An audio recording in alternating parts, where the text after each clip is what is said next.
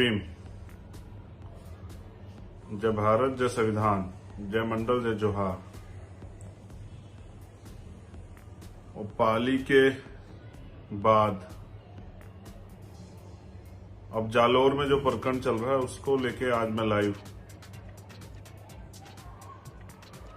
एक अच्छा अनुभव है, कुछ सीखने को है और सोचा कि वो आप लोगों साथियों के साथ शेयर किया जाए, क्योंकि बहुत इंपॉर्टेंट है। जीवन में आपको सीखने को मिलता है तो जो आप सीखते हैं भविष्य में वो आपके काम आता है। सर्वप्रथम तो बहुजन समाज में समय समय पर जन्मे सभी संतों, गुरुओं, महापुरुषों को नमन करता हूं। मेरी स्क्रीन पे आज दो फोटो हैं। दाहिनी तरफ ऊपर इंद्र कुमार मेघवाल की है जो 9 साल के थे, और नीचे जितेंद्र कुमार मेघवाल की है जो एक नौजवान थे। मेरी बाईं तरफ है एक मटकी जो जिस पे एक 2 लाइनें लिखी हुई हैं, जाति है कि जाति नहीं। मैं पिछले 3 बार राजस्थान गया पाली के आंदोलन के बाद। पाली एक बड़ा आंदोलन जितेंद्र मेघवाल के न्याय के लिए, और आंदोलन क्या, ऐसा लगता था कि पूरा समाज ही रोड पे उतर आया है। बच्चे क्या, महिलाएं क्या, बुजुर्ग क्या, नौजवान क्या, और अनुशासित आंदोलन। ऐसा आंदोलन कि राजस्थान पुलिस को मजबूर होना पड़ा और मुझसे एक मदद मांगनी पड़ी कि आप इनको आप ही रोक सकते हैं। हमारी जो मांगे थी वो मांगे रखी गई। प्रशासन ने वादा किया कि वो मांगे पूरी करेंगे। प्रशासन हमारे और सरकार के बीच की कड़ी, वो वहां की गंभीरता को बता के सरकार को अवगत कराता है कि भाई किस तरह से हमें लॉ एंड ऑर्डर की कंडीशन है। आम आदमियों में, एजेंसियां बताती हैं आम आदमियों में कितना रोष है, इसका सोशली, इकोनॉमिकली, पॉलिटिकली कितना नुकसान हो रहा, तब सरकारें उसके ऊपर कार्रवाई करती। तो पाली के उस आंदोलन के बाद जब मैं दोबारा से उदयपुर एयरपोर्ट गया, जब पाली में हेडक्वार्टर पे हमारी मांगे जो पूरे होने का समय था, उसके बाद जो आंदोलन रखा गया,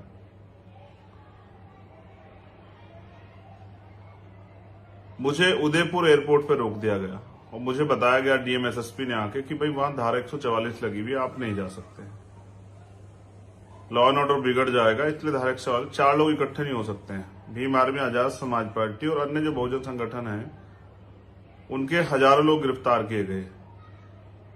मैंने भी हालात को समझा और मैं वापस चला आया, क्योंकि मेरे साथ जो साथी गए थे उनकी सरकार के लोगों से बात हुई, उन्होंने विश्वास दिलाया सरकार के लोगों ने कि हम इन मांगों को कंसिडर करेंगे, पूरा करेंगे बहुत जल्द।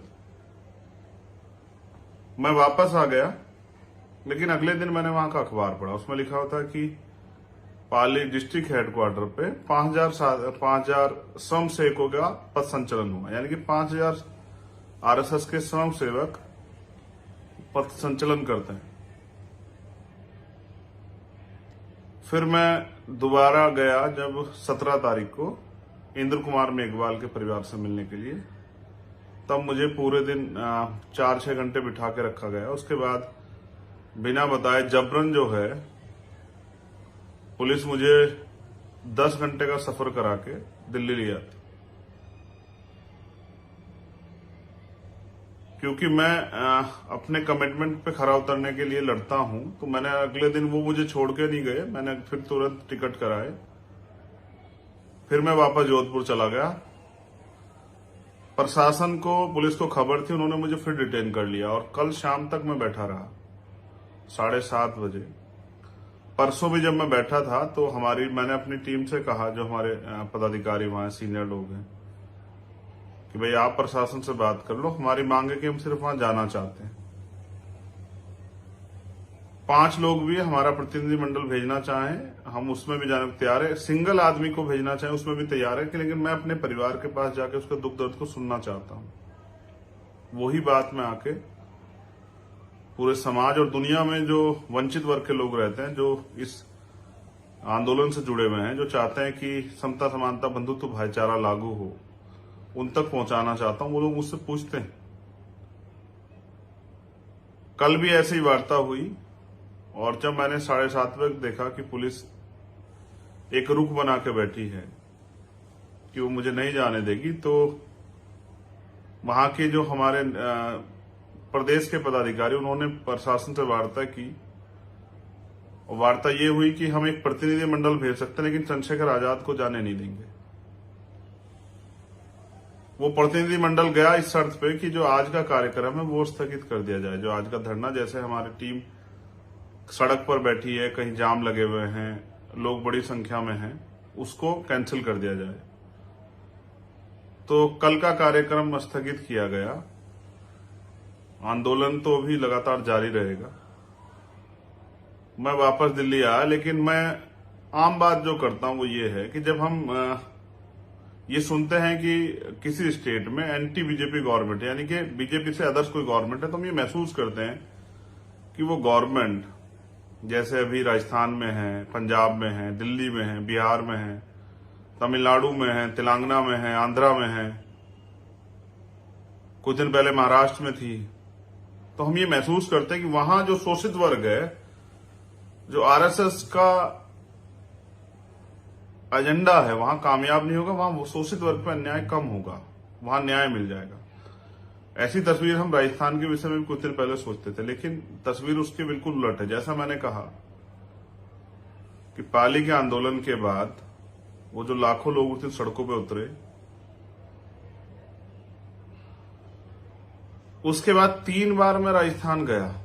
एक तो मैं भूल ही गया बताना कुछ, एक बार और गया मैं सीएचए के आंदोलन में। उस दिन मुझे रात को होटल से अरेस्ट किया गया। ये ऐसा व्यवहार तो समझिए बीजेपी की सरकारों में भी जिस तरह का व्यवहार होता, वैसे ही सेम व्यवहार। होटल से रात को सोते को उठा के थाने में ले जाएगा, वहां से जेल भेज देगा 4 दिन। ये 4 बार का मेरा एक अच्छा एक्सपीरियंस रहा राजस्थान को लेकर। फिर ये समझ में आया, मैं भी 2 दिन से सोच रहा था वहां बैठे हुए कि भाई आखिर है क्या, मैं ही क्यों नहीं जा सकता, आखिर ऐसा कारण क्या है। पूरी बात मेरी समझ में ये आई कि पाली के आंदोलन के बाद सरकार को एहसास हुआ कि चंद्रशेखर को आंदोलन में नहीं आने देना, उसको आंदोलन के बीच में नहीं जाने देना है। आप ये महसूस कीजिए, जिस प्रदेश में इतनी बड़ी घटना हो और पूरे देश में उसका आक्रोश हो, दुनिया में रहने वाले लोग अपनी अपनी बात रख के बात कह रहे हों कि भाई ये बहुत गलत हुआ, आज भी छुआछूत है। आप महसूस कीजिए वहां के मुख्यमंत्री कितनी आसानी से गुजरात का दौरा कर रहे हैं, और जब उनसे पूछा जाता कहा साधारण सी घटना है। तो मैंने 2 दिन ये सोचा कि मुझे रोका क्यों गया, तो रोका इसलिए गया कि सामंतियों को खुश करना है। जब दबी आवाज में मैंने प्रशासन के अधिकारियों से बात की, तो मैंने उनसे पूछा, नाम ना बताने की शर्त पे मुझसे ये कहते हैं कि ऊपर से आदेश है, सब जा सकते हैं, वहां विपक्ष के लोग जा, सत्ता विपक्ष के लोग जा सकते हैं, अन्य दलों के लोग जा सकते हैं, सब जा सकते हैं, सबका प्रतिनिधिमंडल जा सकता है। लेकिन मैंने कल ये मांग रखी कि मैं अकेला भी, क्योंकि मैं दोबारा गया था, मुझे उम्मीद थी जैसे हाथरस में एक और बार कांग्रेस के शीर्ष नेता गए, उनको रोक दिया गया। दूसरी बार गए तो 5 लोगों की परमिशन मिल गई। तो मुझे लगा कि कांग्रेस और राजस्थान सरकार तो और लोकतांत्रिक होनी चाहिए, तो वो कम से कम मुझे अकेले को जाने की परमिशन तो देगी। लेकिन उन्होंने, अधिकारियों ने दबी आवाज में मुझे बताया कि भाई ऊपर से आदेश है कि चंद्रशेखर को नहीं जाने देना। उसका कारण, वो कारण मैं आपके सामने रखना चाहता हूं। पश्चिम राजस्थान जो सामंतवाद का और छुआछूत का गढ़, मैं एक एक टॉपिक को बिल्कुल आसानी से आपको बताऊंगा जो मैंने महसूस किया 2 दिन में। मैं चाहता तो विद्रोही हो सकता था और कार्यकर्ताओं को आक्रोशित होने के लिए कह सकता था, लेकिन मैं एक संवैधानिक लड़ाई को लड़ रहा हूं। इसलिए मैंने कार्यकर्ताओं से अपील की कि किसी आम आदमी को परेशानी ना हो, इसलिए रोड जाम खोल दीजिए, हमें संवैधानिक लड़ाई लड़नी। तो जैसा मैंने आपको कहा कि वो छुआछूत का गढ़, और आज भी वहां वो जुल्म जाति अन्याय, जैसे मैंने पाली से सुना था कि वहां सामंतियों घर के आगे, पुरोहितों घर के आगे आप चप्पल जूते पहन के नहीं जा सकते हैं, आप राजस्थानी कपड़े नहीं पहन सकते थे। मैंने एक महिला का उदाहरण देके बताया था कि उस गांव में क्या हुआ था कि उस महिला को निवस्त्र करके उसने राजस्थानी कपड़े पहने थे, तो उसको उसके घरेलू कपड़े लाके तब उसको वस्त्र मिले। तो सामंतशाही अशोक गहलोत जी से खुश है। मेरी अशोक गहलोत जी से कोई लड़ाई नहीं है, मेरी कांग्रेस से कोई लड़ाई नहीं है। ये लड़ाई, हमारी लड़ाई व्यवस्था की है। ये जो गैर बराबरी पर आधारित व्यवस्था है, इसके खिलाफ हमारी लड़ाई। मुझे कांग्रेस से कोई उम्मीद भी नहीं है, राजस्थान की सरकार से, कि वो हमारे लोगों का भला करेगी। लेकिन मैं महसूस करता हूं कि अशोक गहलोत जी से सामंती खुश हैं, क्योंकि अशोक गहलोत जी हमेशा उस एजेंडे पे काम करते हैं जो आरएसएस और बीजेपी का एजेंडा होता है। इसका उदाहरण आप देखिए, जितेंद्र मेघवाल के लिए पूरा बहुजन समाज चिल्लाता रहा, लेकिन उन्होंने उनकी मांग नहीं मानी। लेकिन वहीं उदयपुर में जब ये घटना हुई, जो हिंदू मुस्लिम एंगल था, उस पर तत्काल मुख्यमंत्री चले जाते हैं, 50 लाख का मुआवजा देते हैं, 2 सरकारी नौकरी देते हैं, परिवार के आंसू पोंछते हैं। लेकिन जितेंद्र मेघवाल के आंसू तो नहीं पोंछते उसके परिवार के। हर्षापति वाल्मीकि जो एक अधिकारी थे, उनकी पिटाई होती है, इनके एमएलए करते हैं। वो एमएलए जीते तो बीएसपी के उससे हैं, हम मतलब दलितों की वोट से जीते हैं, और वो एक दलित अधिकारी की पिटाई करते हैं। मुख्यमंत्री 3-4 महीने तक उनको छिपा कर रखने का काम करते हैं, उन पर कार्रवाई नहीं करते, उनकी गिरफ्तारी नहीं होती। और वो तो ताकतवर था हर्षाधिपति जो बच गया, वरना तो जितेंद्र और इंद्र जैसा हाल उसका भी होता, क्योंकि पीटा तो बहुत, 53 जगह पे फ्रैक्चर था। मैं तो खुद जाके मिला हूं, वो बलवान है इसलिए बच गया। तो वहां पर गैर बराबरी, मंदिर में जाना, घड़े की मटकियां रखना, पानी पीने की मनाही, कई जगह आपने वीडियो देखी होगी, घोड़ी से उतार देना, जूते में पानी पिलाना, उसकी वीडियो बनाना, उसको वायरल करना, बांध के पिटाई करना, ये सामंतशाही है वहां की। और ये सामंतशाही एक संदेश है कि पूरे देश में कुछ भी हो, लेकिन पश्चिम राजस्थान में यही होगा। और उसके बराबर से लगता है गुजरात, और यही आपको बड़े पैमाने पे देखने को मिलेगा गुजरात में, जो राजस्थान, पश्चिम राजस्थान में होता है। सामंतियों को लगता है कि, बहुत गौर से सुनना मेरी इस बात को, एक बार अगर ये समाज इस गुलामी के खिलाफ अंगड़ाई ले लेता है, यानी कि 10 या 20% समाज भी खड़ा हो जाता है, तो ज्यादा दिन, एक यानी कि अगर क्रांति का एक बीज भी गिर जाता है, कुछ लोग भी खड़े हो जाते हैं, तो ज्यादा दिन ये गुलामी टिक नहीं पाएगी, क्योंकि समाज बहुत बड़ा है। जाग जाएगा तो आपकी गुलामी के साए में नहीं रहेगा, इस गुलामी की वीडियो काट देगा। क्योंकि बाबा साहब ने भी कहा ना, गुलाम को गुलामी का एहसास करा दो, वो अपनी बेड़िया स्वयं काट देगा। तो सामंतशाही, ब्राह्मणवाद, वो नहीं चाहते कि वहां के उस जगह पे क्रांति का, आंदोलन का, गुलामी की बेटियों को काटने का कोई बीज वहां जो है ना वो जन्म ले। इसलिए चंद्रशेखर आजाद वहां नहीं जा रहे थे, क्योंकि जो सामंती हैं वो अशोक गहलोत जी से नाराज हो जाएंगे। मैंने कल बात की देवाराम जी से, जो इंद्र कुमार मेघवाल के पिताजी। मैं तो ये भी नहीं सोच पा रहा हूं कि वहां अपने संवैधानिक अधिकार का प्रयोग भी शोषित वर्ग कर पाता होगा क्या? दलित, पिछड़े, आदिवासी, माइनॉरिटी के लोग क्या वोट भी वहां दे पाते होंगे क्या? क्या वहां जो गुलामी, छुआछूत, भेदभाव, अन्याय, जुल्म जाति, रेप, हत्याएं होती हैं, क्या उसके खिलाफ वो आवाज उठा पाते होंगे क्या? तो मैंने जब कल देवाराम जी से बात की, उनकी एक ही मांग थी कि भाई आप आ जाओ। उनको पता है कि मेरे हाथ में बहुत बड़ी ताकत नहीं है, कि मैं बहुत कुछ, कलम की ताकत मेरे पास है, लेकिन वो ये मानते हैं कि अगर मैं वहां जाऊंगा और मैं वहां जाके उस अन्याय को देखूंगा, तो शायद मैं उस जगह के लिए और मजबूती से लड़ूंगा। इसलिए वो चाहते हैं कि चंद्रशेखर आजाद वहां आ जाए। उनकी एक ही मांग थी कि अभी भी रात को 1-1:15 हम 500 लोग बैठे हैं आपके इंतजार में, लेकिन सरकार का एक ही मत था कि चंद्रशेखर नहीं जाएंगे। देखो, अगर मैं गैर जिम्मेदारी पे आता तो मैं किसी भी रास्ते से वहां जा सकता था, क्योंकि मैं संविधान को मानने वाला और एक जिम्मेदार व्यक्ति, अनुशासित और कैडराइज व्यक्ति, इसलिए मैंने ये रास्ता अपनाया। और मुझे उम्मीद थी कि औरों को लोकतंत्र सिखाने वाली कांग्रेस पार्टी और उनके नेता मेरे दर्द को समझेंगे कि जब वहां सब जा सकते हैं तो चंद्रशेखर आजाद क्यों नहीं जा सकता।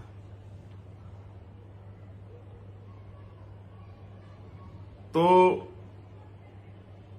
जब मेरी बात हुई, क्योंकि एक भ्रम ये फैलाया जा रहा है कि भाई वहां मटका नहीं था, कोई मटके की घटना नहीं हुई, उसको तो पहले से वो बीमार था। लेकिन कल जब मेरे उनके पिताजी से बात हुई, उनके पिताजी ने जो मुझे बताया वो बहुत डरावना है।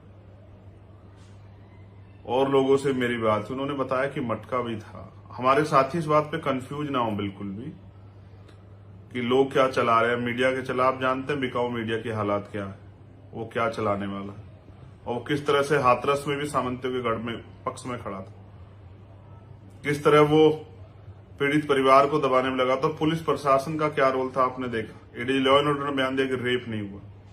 ये तो आप लोग लड़े जो हाथरस में अन्याय पे के खिलाफ हमारी लड़ाई मजबूत हो। तो जब मैंने उसके पिताजी से पूछा तो उन्होंने बताया कि वहां घड़ा भी था। उसने घर आके बताया भी अपनी मम्मी को कि उसने आज ऐसे पानी पी लिया मास्टर जी के मटके से, इसलिए उन्होंने पिटाई की। वो पिटाई भी ऐसी जिसकी चोट जो है वो लगी तो अंदरूनी थी, लेकिन वो ज्यादा अंदरूनी रही नहीं। फिर उन्होंने मुझे ये भी बताया कि सत्ता के संरक्षण में यहां आसपास कुछ डॉक्टरों से पर्चे बनवाए जा रहे हैं इंद्र कुमार के नाम से, कि उसका हमारे यहां इलाज चल रहा था, वो कान की बीमारी से पीड़ित था। लेकिन ये कड़वा सच ये है कि वहां छुआछूत गैर बराबरी चरम पे है। इसलिए आप लोग इस बात से ना डरें कि आपको लगे कि भाई ऐसा तो नहीं कि हम कोई गलत लड़ाई लड़ रहे हैं। मैंने उनसे बात की खूब बड़े पैमाने पे। आजाद भारत में हम अमृत महोत्सव मनाया गया है, लेकिन दलित घड़ा नहीं छू सकता। 100 साल पहले बाबा साहब नहीं छू पा रहे थे, हम आज भी नहीं छू सकते। आज भी अलग अलग मटके। और ये नहीं, उसके बाद यूपी में हुआ पानी पीने पे, बुंदेलखंड में कुछ हुआ। आज ही मैंने कहा एक और घटना, 250 रुपए फीस न जमा करने पे ब्रजेश विश्वकर्मा नाम के एक बच्चे की पिटाई की गई, उसकी जान चली गई। मैं पहले इस विषय पे रहता हूं। ये अन्याय बड़े पैमाने पे वहां होते हैं, लेकिन क्योंकि हमारे लोग वहां आर्थिक रूप से संपन्न नहीं है, उनके पास जमीनें नहीं है, उनके पास अपने रोजगार नहीं है, उनके पास कोई ऐसे साधन नहीं, उनको उन्हीं के खेतों में जाना है, वहीं काम करना है, उनके ही घरों में मजदूरी कर, इसलिए वो मजबूर हैं। और कितने बड़े बड़े अन्याय होते होंगे जिस अन्याय को वो चुपचाप सह लेते हैं।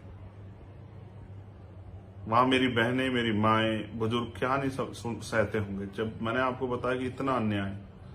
तो चंद्रशेखर उस जमीनी हकीकत को ना देख ले, इसलिए सरकार चाहती चंद्रशेखर वहां ना जाए, क्योंकि अभी लोग इकट्ठे हुए हैं, चारों तरफ से लोग आए, वो अपनी दर्द को बताएंगे कि हम यहाँ क्या सहते हैं। और सामंतवाद के आगे घुटने टेके मुख्यमंत्री नहीं चाहते कि वहां के दर्द से चंद्रशेखर अवगत हो जाए। लेकिन कितने दिन। तो कल मेरी वहां प्रशासनिक अधिकारियों से बात हुई, हमने जो मांगे भी रखी हैं, मैंने उनको 72 घंटे का समय दिया है। 72 घंटे के अंदर अगर हमारी मांगों को नहीं सुना जाता, हमें भीख की जगह हमारा अधिकार जो है वो नहीं दिया जाता, तो अब ये संघर्ष सिर्फ क्षेत्रीय नहीं रहेगा, प्रदेश स्तर का, राष्ट्रीय स्तर का होगा। कल मैं मध्य प्रदेश जा रहा हूं, शिवपुरी में। मेरे कार्यकर्ताओं ने खून पसीने से वहां प्रोग्राम पहले से आयोजित किए हैं। मैं वहां बंद रह के भी क्या करता, इसलिए मैंने तय किया कि मैं ये 2 प्रोग्राम करके आके फिर मैं राजस्थान लौटूंगा। मैंने 72 घंटे का प्रशासन के माध्यम से उनको समय दिया कि वो हमारी मांगों को सुने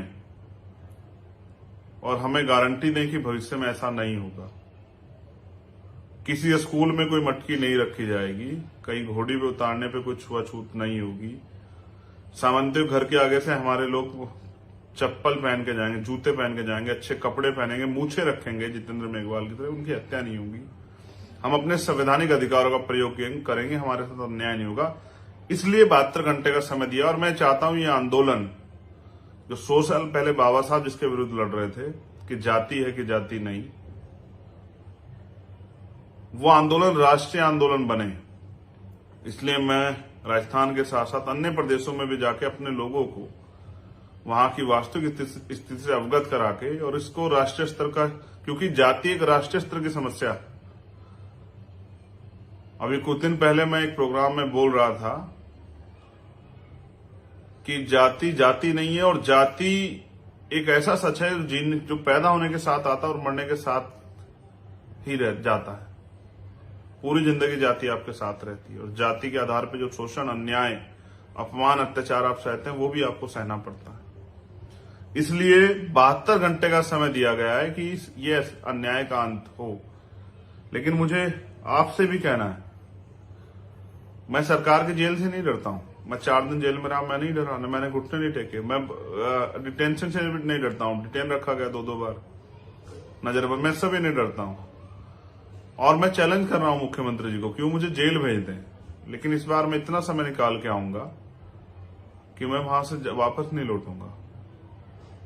ये दर्द इसलिए कि ये आंदोलन होना चाहिए, ये बहुत जरूरी आंदोलन। जब तक हमारी मांगे पूरी नहीं होती आंदोलन होना चाहिए। लेकिन मैं आपसे भी कहना चाहता हूं, आज कल जितेंद्र के साथ हुआ, अशोक मेघवाल के साथ हुआ, आज जितेंद्र के साथ, इंद्र के साथ हुआ, उससे पहले हर्षाधिपति के साथ हुआ।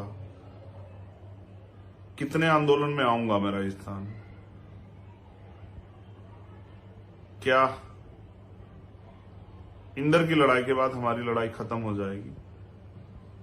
कितनी बार हम अपने खून पसीने से पैसे इकट्ठा करके, तेल डला के, गाड़ी करके आते रहेंगे और आंदोलन लड़ते रहेंगे? जिन निकम्मी सरकारों को हमने वोट दिया है, उनमें जो नेता हमारे बैठे, क्यों हम उनसे सवाल नहीं करते? पूरे राजस्थान के दलित समाज के नेता इस बात में लगे हुए हैं कि चंद्रशेखर यहां ना आए। उनकी भी ये मांग रही होगी अपने मुख्यमंत्री से कि वो ना आए, क्योंकि वो तो गुलामगिरी छोड़ के नहीं बोल सकते हैं बेचारे। वो तो, उनको अपनी राजनीतिक विरासतें बचा के रखनी है, सामंती नाराज हो जाएंगे। लेकिन उनको पता चंद्रशेखर को तो कोई लालच नहीं है। चंद्रशेखर का तो एक ही लालच है कि उसके समाज का हित हो, उसके समाज के साथ जो अन्याय हो रहा है वो खत्म हो। मैं तो धन्यवाद देता हूं जाट एकता मंच का और राष्ट्रीय गुर्जर परिषद का कि उन्होंने भी आंदोलन में सहयोग किया, उन्होंने भी अपनी तरफ समर्थन पत्र दिया। और मैं फिर कहता हूं, एक जो झूठ वहां बोला जा रहा है और अखबार छाप रहा है, यही अखबार जो छाप रहा है कि वहां ये घटना कुछ और है, वही 36 कौम। क्या 36 कौम? हमारे साथी सवाल कर रहे हैं, उन 36 कौमों का नाम बता दोगे क्या? क्या 36 कौमों के 36 लोग गिना दोगे क्या? लेकिन मैं आपको बताता हूं, मुझे 36 नहीं 6743 लोगों ने फोन किया होगा, जो SC, ST, OBC और माइनॉरिटी के लोग। उन्होंने कहा हम साथ, वो सब लोग राजस्थान के हैं। वो सब लोगों ने कुंभाराम आर्य जी इस बात के गवाह हैं कि अन्याय के खिलाफ वो लड़े हैं, इसी सामंतवाद के खिलाफ, जुल्म जाति के खिलाफ, भेदभाव के खिलाफ वो लड़े हैं।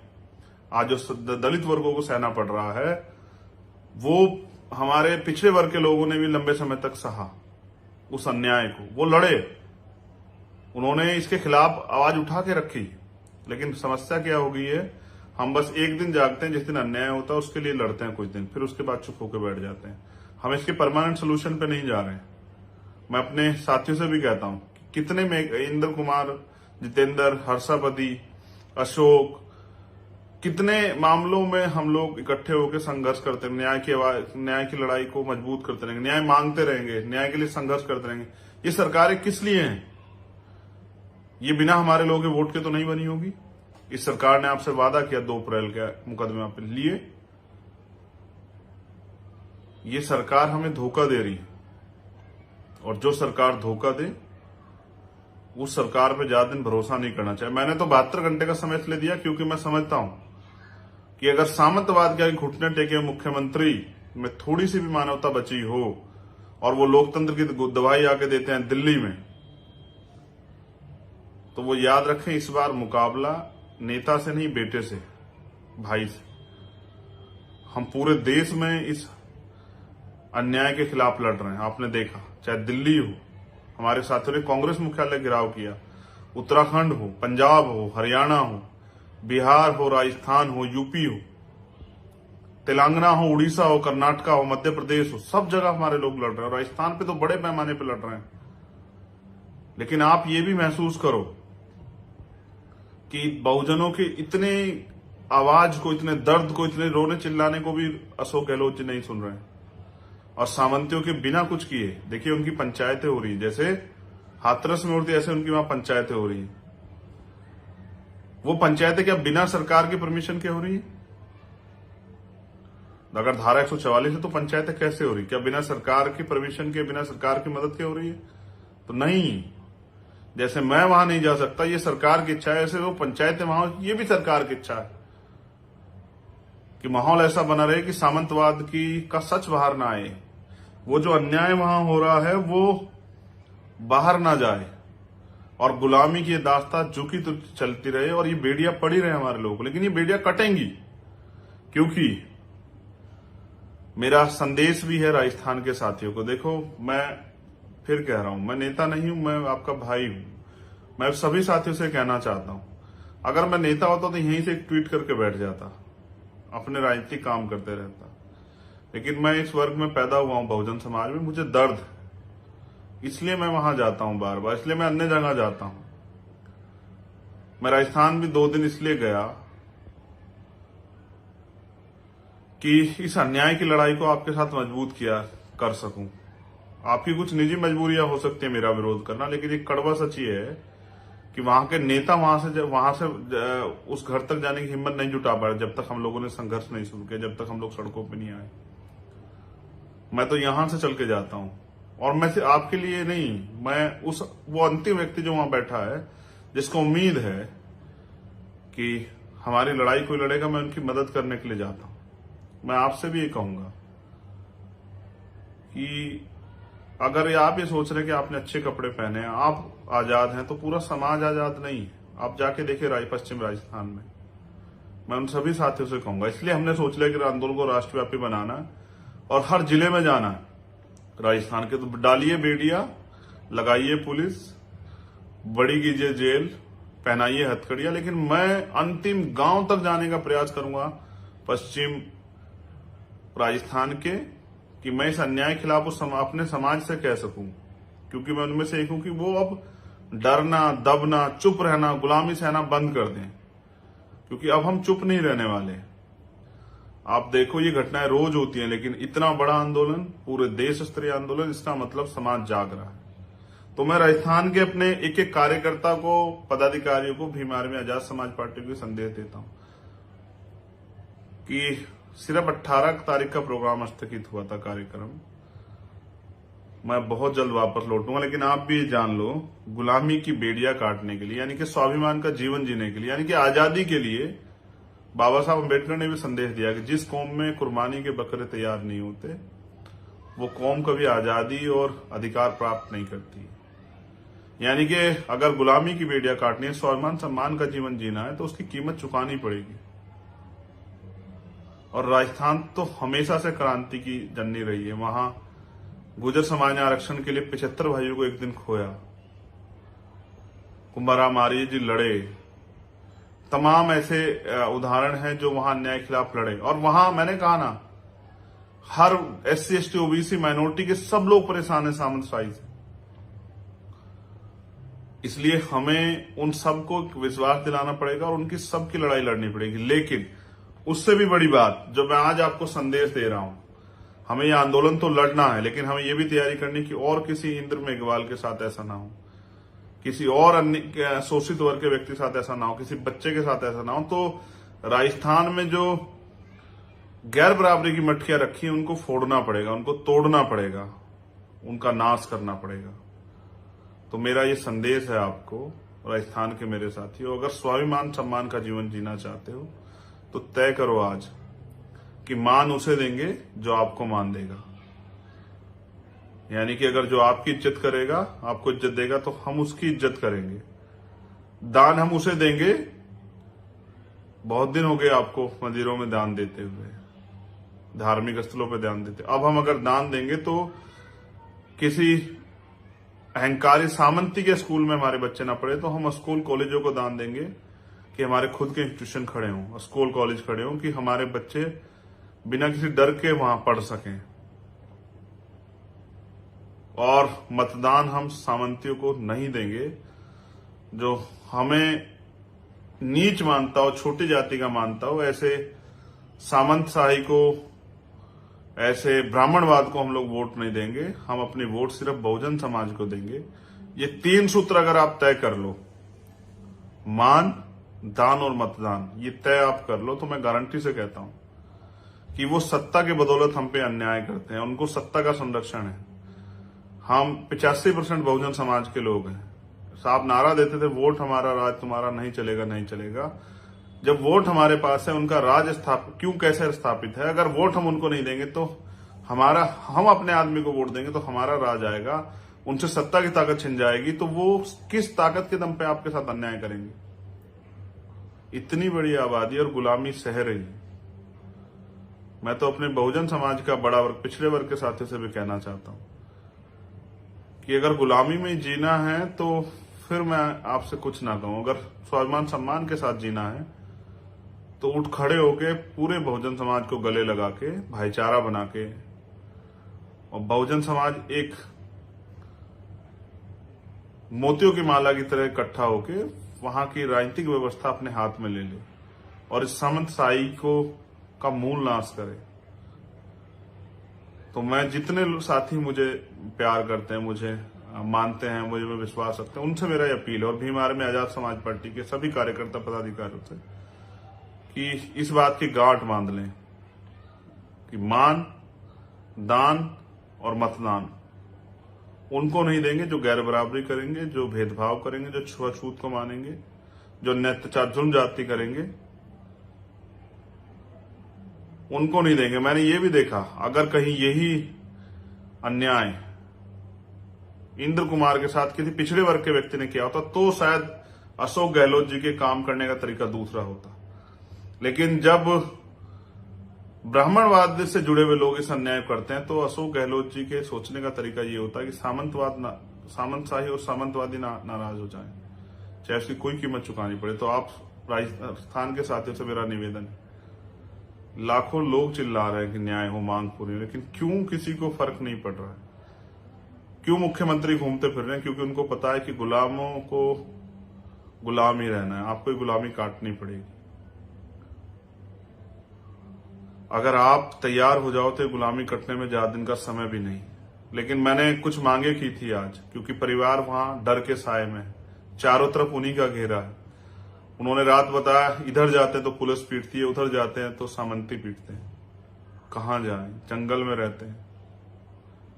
कल कार्यकर्ताओं की गाड़ियों पर भी हमले हुए। पूना पैक्ट याद है ना आपको? बाबा साहब नहीं चाहते थे पूना पैक्ट हो, लेकिन बाबा साहब ने रोते हुए पूना पैक्ट किया। बहुत सारी बातें जो जब मैं राजस्थान आऊंगा आप लोगों के बीच रखूंगा। लेकिन मैंने मांग रखी है, क्योंकि मेरे उनके पिताजी से बात हुई और उन्होंने जो मुझे बताया पूरी जिम्मेदारी से, इसलिए मैंने सीबीआई जांच की मांग रखी कि मुख्यमंत्री सीबीआई जांच कराएं, जो दूध का दूध और पानी का पानी हो जाए, न्यायपालिका की निगरानी में, और उस परिवार को वहां से निकाल के जिला मुख्यालय लाएं, वहां उसको आवास दें और उसकी सुरक्षा सुनिश्चित करें। क्योंकि डर के साए में न्याय कैसे होगा? रोज उनको वहां डराया जाएगा, रोज उन पर वहां हमले होंगे, थानों में रिपोर्ट नहीं लिखी जाएगी, लोग कुछ दिनों बाद भूल जाएंगे इंद्र के परिवार को, जाना बंद कर देंगे, जैसे जितेंद्र के परिवार को भूल गए, जैसे हर्षाधिपति के परिवार को भूल गए। हम लोग नहीं भूलेंगे। आखिरी, जब तक न्याय नहीं होता, आखिरी दिन तक लड़ाई लड़ी जाएगी। इसलिए मैंने तय किया कि अब ज्यादा समय देके उस लड़ाई को लड़ना है, गांव तक पहुंचना है, हर जिले तक पहुंचना है। मैं राजस्थान के साथियों से भी ये अपील करूंगा, कमर कसें। इस जातिवाद का 75 साल हो गए हमें इन पे भरोसा करते कि सामंती इसको खत्म करेंगे, भेदभाव को। वो खत्म नहीं करना चाहते तो हमें करना चाहिए। हम 75 साल से उनके भरोसे, तो अब तो हमें अपने ऊपर भरोसा करना चाहिए। अब तो हमें बहुजन बनना चाहिए। अब तो हमें SC ST OBC माइनॉरिटी के लोगों को एकजुट होकर अपनी लड़ाई लड़नी चाहिए। आपको लगता है ये लोकतंत्र की हत्या करने वाली राजस्थान सरकार संविधान की रक्षा करेगी? ये शोषितों की रक्षा करेगी? नहीं। वो भले ही पिछड़े वर्ग से मखौटे के रूप में आते हो, लेकिन वो भी कम नहीं है। वो भी ऐसे हैं जैसे हमारे पूर्व राष्ट्रपति और वर्तमान के राष्ट्रपति, जो सिर्फ सत्ताधारी दलों की कठपुतलियां हैं। और ये सामंतों कठपुतली, मुझे उनसे कोई उम्मीद नहीं, लेकिन मुझे आपके संघर्ष पे भरोसा है। अपने संघर्ष को जारी रखिए, चुप नहीं बैठना है, रोज आंदोलन करना है और मजबूर करना है सरकारों को इस पे कड़े फैसले हो। जय भीम, जय भारत, जय मंडल, जय जोहार, जय संविधान।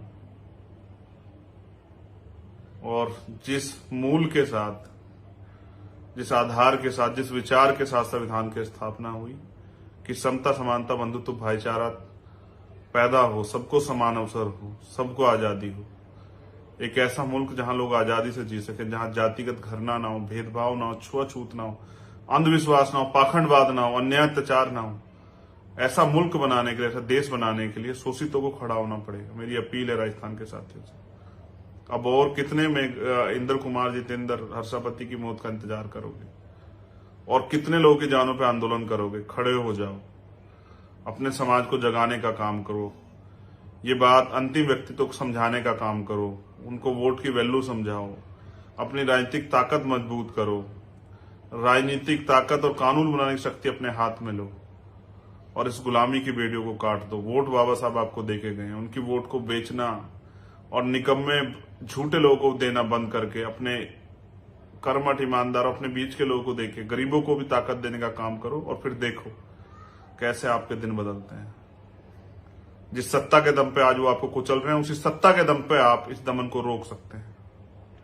मैं अपने दर्द को आपसे बयां कर सकता हूं। टीवी न्यूज चैनल के माध्यम से मैं उतनी बात कर पाता हूं जितनी समय होता है, लेकिन यहां मैं आपसे खुल के बात कर लेता हूं। जब मैं आपके बीच जाता हूं तो अपने दर्द को बयां कर देता हूं आपसे।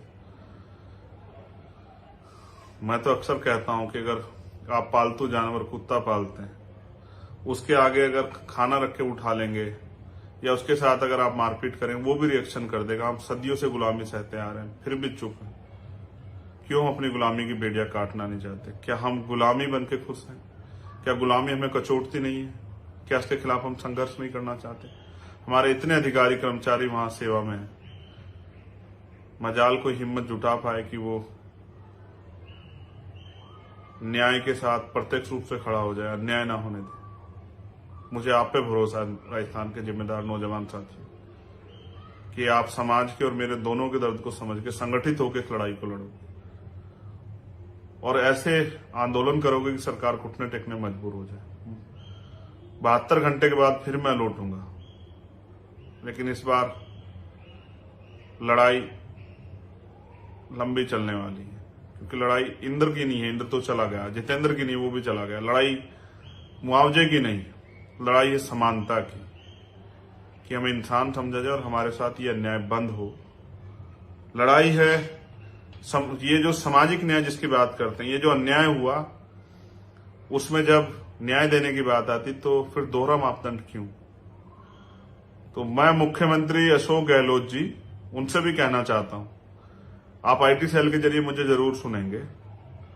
अगर आप वास्तविकता में उस परिवार को न्याय दिलाना चाहते हैं तो उनके साथ समान न्याय कीजिए, सीबीआई जांच कराइए, परिवार को सुरक्षा का माहौल दीजिए और उनको वहां से निकालिए। मैंने ये भी सोचा कि एक परिवार निकल आएगा, लेकिन जो लाखों परिवार हैं उनका क्या होगा? तो उनको भी जगाना पड़ेगा, उनको भी ताकत देनी पड़ेगी, वहीं क्रांति की मिसाल जगानी पड़ेगी। हर घर से एक चंद्रशेखर तैयार करना पड़ेगा, जो अपने समाज के लिए अपने प्राणों के बलिदान देने से पीछे ना हटे और जिसका एक ही लक्ष्य हो कि जिस गुलामी को हमारे महापुरुष काटना चाहते थे, अब वो खत्म हो जाए, जाति विहीन समाज बने, हम लोग संगठित हों और इस अन्याय के खिलाफ मजबूत आवाज बने। बहुत बहुत धन्यवाद, आप सभी का आभार, जितने साथी कल आंदोलन में थे, जिन्होंने बहुत मेहनत की, बारिश में भी नहीं ले। मैं कैसे धन्यवाद करूं आपका? आप मेरी ताकत हो, बस इस ताकत को बरकरार रखना और आप देखना कि अब हम खड़े हो रहे हैं अपने पैरों पे, तो ये गुलामी की बेड़ियां कट जाएंगी। मेरी बहनों के साथ, मेरी माओं के साथ अन्याय नहीं होगा, मेरे बुजुर्गों की पगड़ी नहीं उछाली जाएगी और नौजवानों के अधिकारों के साथ कुठाराघात नहीं होगा। उनके संवैधानिक अधिकारों को, उनकी आजादी को छीन नहीं पाएगा। पुनः आभार के साथ सभी साथियों के धन्यवाद। जय भीम, जय भारत।